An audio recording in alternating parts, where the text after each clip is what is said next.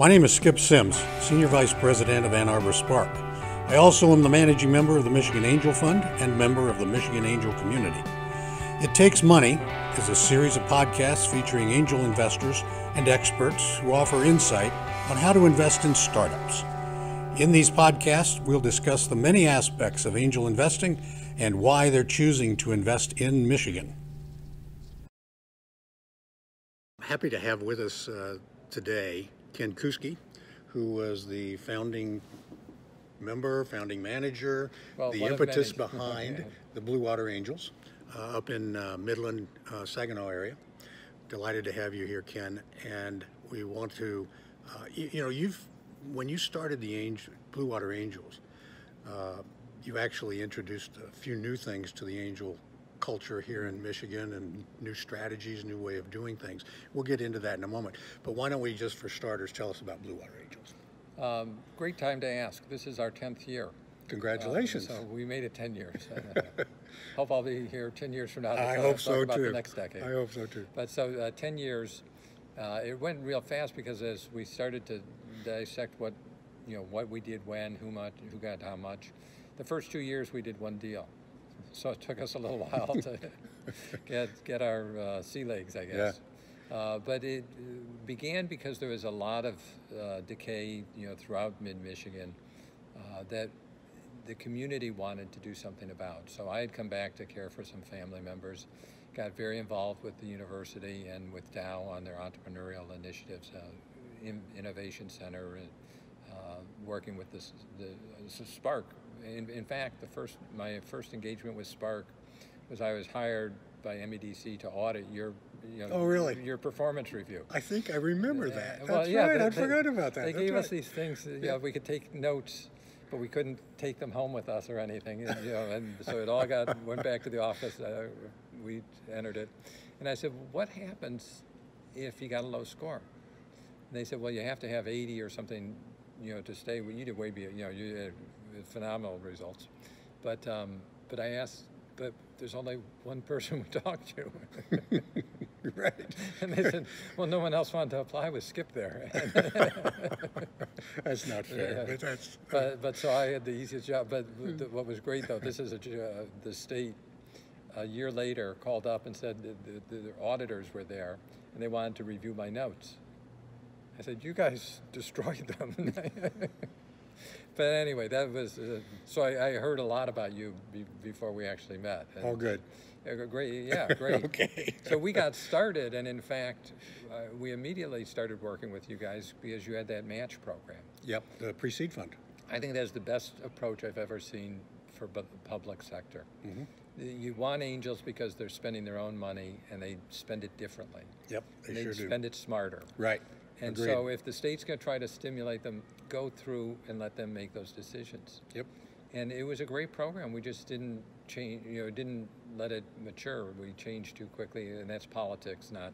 Yeah. I think the people in the know all want to keep it, but so we once we became part of that, we would write a check for 125. You'd write a check for 125. We were doing 250 rounds, and it worked very smoothly. So we went from, nothing, one deal a year or something, to a healthy 4 or 5, and today we do 7 to 10. But we include in those follow-on rounds. Mm-hmm. So some of the money's to the existing portfolio. And in fact, 2 years ago, we hit sort of rock bottom where we're really putting all our money into existing companies and none into new companies. So we're in the fall and we hadn't done a single new company, and that's really what we're trying to target to serve. The last thing I'll mention about our formation and what we're learning at the 10th anniversary, we asked some students from the Saginaw Valley to do a survey of our members and what did they like and what did they not like, and included people who had left the group. And the most common issue that we failed on, we've done great on the financials, I'll talk a little bit about that, but so we had great performance results for our investors, but they all said the piece that was missing was the commitment to doing things locally, to supporting the local community. And that's, I was always jealous of you guys. I could do that out of Ann Arbor with $1 billion of research bucks coming out of U of M. Yeah. But when you get up into Midland, Saginaw, Bay City, Flint, we don't have as much to build on. But it's coming along. It's emerging. Mm-hmm. But so is. our response to the 10th year reunion is we're having a big celebration event that's tying all the economic connections together that support the ecosystem for us. Mm-hmm. So hopefully we'll have more deals to fund locally as we give it more support. Right. So how many members are you up to now? We have stuck around 45 current members. Mm-hmm. We usually have about 60 members, but we have some new members coming in and some leaving. Right. So 45 is pretty much the real underlying number, I think. Mm-hmm. We often do pretty large syndications, though. You're very good at syndicating. Yeah. We don't have enough. Right. And, but that's a big concern. We'll talk. Mm-hmm. Continue to keep some focus on is there just isn't enough seed capital for the startups, and it's that early family, friends, and fools that are gone. Their money is locked up in retirement plans that's not accessible to us. And I go and try to get the Merrill Lynch office or the Morgan Stanley money. You got all these people helping with finances. Why don't they put money in with us guys? Yeah. And it's too risky, they say. Yeah. And I say it's too risky without us guys. Oh, the overall economy. Yeah. For sure. Well, And of course, one of the challenges we have, and you know all too well, is that particularly in the Midwest, Michigan's not unique. A lot of high net worth households, it's about capital preservation. Yeah. It's not taking that risk and investing in the economy. That's interesting because we've talked to some of the community banks saying there've got to be companies you're not funding. And they said almost everything they're seeing are generational transitions now. Mm. The mom and dad want to retire. Yep. They want the kids to take over the ranch. But they expect to have money, so the kids, right. They didn't know that was part of the deal. So there are a lot of people looking for money that way, and we're using that as a bridge to say, well, if you're going to take over the ranch, you're going to have to run it differently and more efficiently. And we found some interesting stories like that. Mm-hmm. The one we're most active in is a little too close to discuss right now, but we're finding ways of guaranteeing debt, leveraging it, finding more ways to get that capital. Creative ways of financing deals.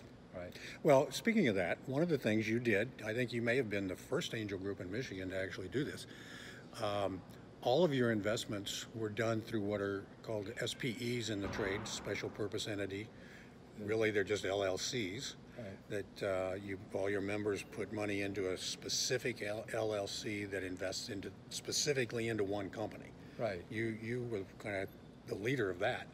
Well, it solved a lot of problems, and actually, I don't know where we got I think I got the idea from some oil and gas drill guys in Mount Pleasant. That they pool their money, they create right. this LLC for them, and they taught us some ideas about that. The LLC, you can abandon it, and this is like a dry well.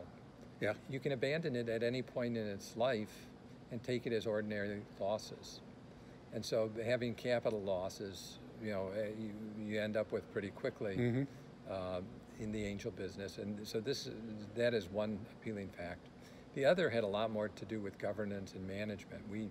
We have one voice to the company. Right. The company doesn't have 20 people, each with a different opinion about how the company should be run right. So we can be willing to provide a lot of support services, but it's funneled. So we don't overload the startup, give them confusing directions on go left, go right. So it's. I think it helps with the governance and the management process. It reduces the tax exposure and some risk, but it also, and this I didn't realize until a couple of years in. When I'd go out to ACA, we'd hear everyone complaining about the VCs. Mm-hmm. And they're supposed to be there to follow on, and they're never there, and they've got, they got warts on their nose or something. We never had that problem because we were one voice to them. So you go to the A round, and we might get stepped on, but if you're one investor as big as the A round, right? So we have staying power, mm-hmm. And so we've done a number of deals from the seed round funding all the way through the IPO. Now, the last big stages, they might be bringing on, multi-million-dollar rounds now. So we might have less clout, but we're still at the table. Right. We're still part of the dialogue. Right, which is very important. Yeah. To protect that interest. Yeah. The one burden is you have to, the LLC has to do a financial statement, complete its tax return, and distribute the position to the individual investors through K-1s. Right. So those forms become a little bit burdensome when you have 40 companies. But I think for the typical investor, there's no problem there. The question of passing losses back through the LLC structure also comes up a lot. And we usually fight that because, you know, if you pass those losses back, you're going to recapture them. Yeah. You know, those losses, you know, you take them as a deduction. It's like recaptured capital. And that's always a nasty surprise. Right. There are a few surprises, but, you know, it's part of the deal. Yeah. What else what do you think about our ecosystem and what's happening in our state? There's good and there's distortions, but it's all pretty good. The distortions, and I had troubles with a lot of the work you see being done in the state is being channeled and championed and provided by agencies at the state. So they're real super positive, super great, you know, everything's glowing and good and great. And I'm saying, yeah, guys, you know, Rome's on fire. Bring me water. Yeah. No, I think we started from a deficit beyond anything I could imagine. Yeah. I mean, when I first came back to Michigan, and you know, from the 08 to, we were talking about that period of 08, 09. Wow, you know, it was rough. Yeah, it's the difference between, I was just out in the Bay Area again, or in Houston, and you drive around and it's like, you know, when you vacuum, the floor looks so nice and fluffed up, and you don't want people to step on your vacuum floor. Yeah. It's so beautiful. That's what the driving around these other towns are. You know, San Diego is like, everything's like fresh carpet, new construction. It's, you know, and it's like, we look like a Rust Belt. We act like a Rust Belt sometimes, but I think that is changing. You know, and I think Spark and the fact that the governor had a background and an understanding about, you know, what we are and what we can do to help. So I think if we could be more honest with ourselves and not, yeah, you need to I guess you need to motivate people because it is a pretty harsh environment and you don't want to discourage them. But you're seeing the trends. Yeah. Positive. Oh, absolutely, without a doubt. Yeah. Yeah. No, I'm on board.